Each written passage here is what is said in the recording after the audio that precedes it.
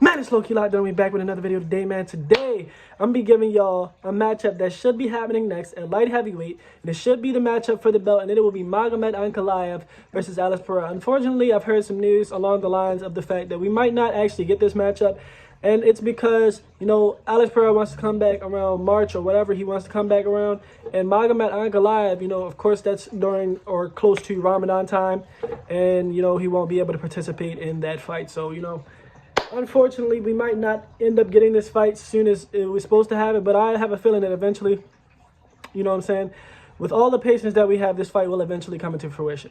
So I'm going to go ahead and give y'all a full descriptive breakdown right now before it even has to come into fruition, because I'm tired of waiting to do it. I've been waiting to do it forever.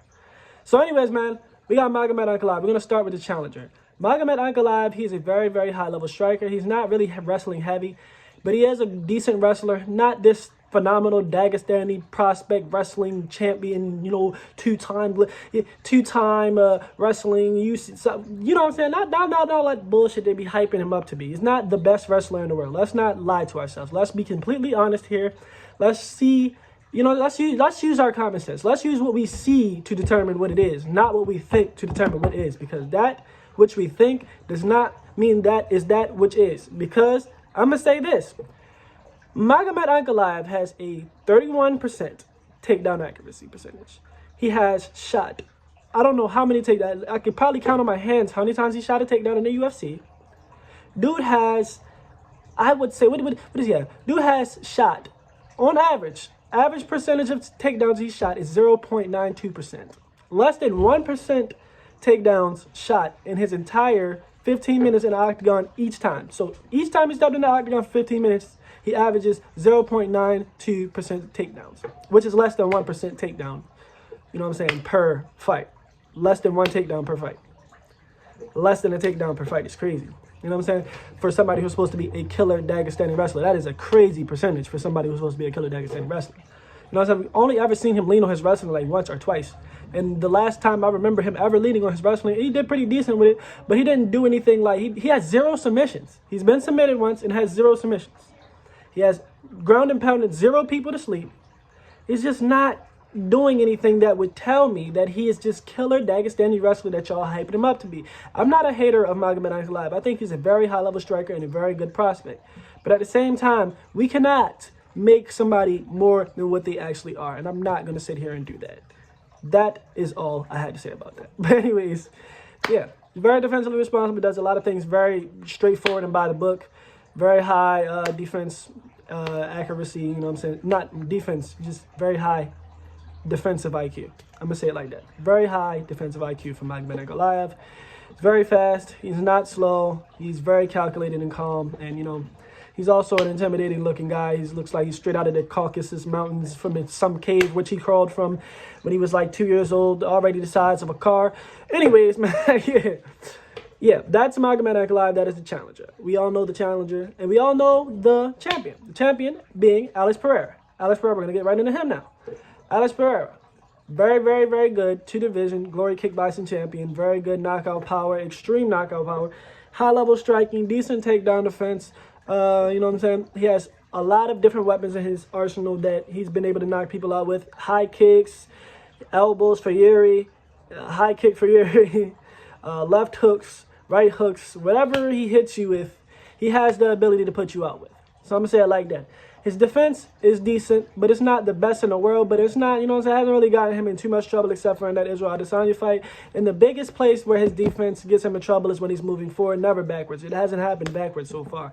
So the only time he puts himself in anything that actually got him in trouble was moving forward. And that's one thing that we have to pay attention in this fight, because when you're fighting a southpaw, like how Magomed Ankalaev is, it eliminates a lot of Alex Pereira's weapons, or it makes it effectively harder to pull off.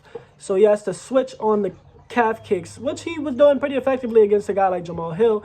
But who knows how well that'll play out against Magomed Ankalaev, who has very, very sharp eyes, and, you know, he makes good counters. Very good at countering you. He has a very good straight left down the middle, and he does a double straight left sometimes, which is one thing that I would also watch out for if I'm Alex Pereira. Very, very careful to not fall trap to that double left. And actually, if he manages to throw that double left and Alex Pereira knows it's coming, there's a very good counter there for Alex Pereira as well. So that's one weapon we need to really pay attention for Magomed Ankalaev in this fight. Alex Pereira.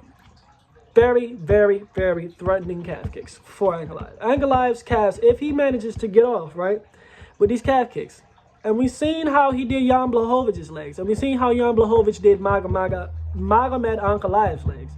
Imagine what Alex is going to do to Magomed Ankalaev's legs. He's going to be very compromised by the end of this 25-minute fight, if it goes 25 minutes. I don't think this fight is going 25 minutes. Honestly, I think it gets stopped somewhere in the fourth. And I think it's by Alex Pereira eventually knocking him out. Or stopping him. Or TKOing him. Or, you know what I'm saying? It's very close, though. It could definitely go a decision. Ironically, I feel like because these two guys are the two best in the division, it mess around and probably fuck around and do go to a decision. And that's just how weird it should be. But, honestly, there's a lot of things very, very, very interesting and intriguing about this fight. Of course, Magomed Ankalaev could try to shoot or pump fake takedowns and try to, you know, set up his overhands. And, you know, that does make it very effective when it makes your striking more effective when you have wrestling to mix in there with it. And that's why MMA is MMA and, you know, kickboxing is kickboxing. He can go out there, he can mix it up, he can clinch up with Alex Pereira. Even though Alex Pereira is pretty strong in these areas, you know, Magomed Ankalaev could do what he has to do to make it a mixed martial arts fight and not just a kickboxing fight. Because if we're talking about a just straight up kickboxing bout and we're talking about just going out there striking, Alex Pereira has seen that at the highest level you could even go to. So if Magomed Ankalaev thinks that he's better than all of the world-class kickboxers at kickboxing, I mean, that's kind of cocky to think. And he said he wants to knock Alex Pereira out. So if he goes with that game plan, the overzealousness and the you know, I would say, I mean, he probably won't be too overly confident. I'm pretty sure he knows the threat that is in front of him. If he goes out there and he does things technically correct with too much of a sense of urgency, right?